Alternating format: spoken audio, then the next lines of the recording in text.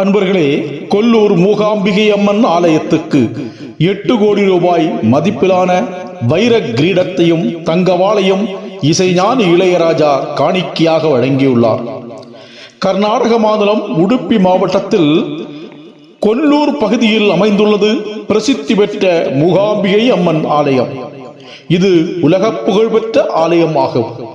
மிகவும் சக்தி படைத்த இந்த அம்மன் மீது அதிக பக்தி கொண்டவர் நம்முடைய இசைஞானி இளையராஜா. அவர் இந்த ஆலயத்துக்கு 1 கோடி ரூபாய்க்கு மேல் நன்கொடையாக வழங்கியுள்ளார். கோயிலின் சக்தி குறித்து பலமுறை புகழ்ந்தும் பெருமிதப்பட்டும் அவர் பேசியுள்ளார்.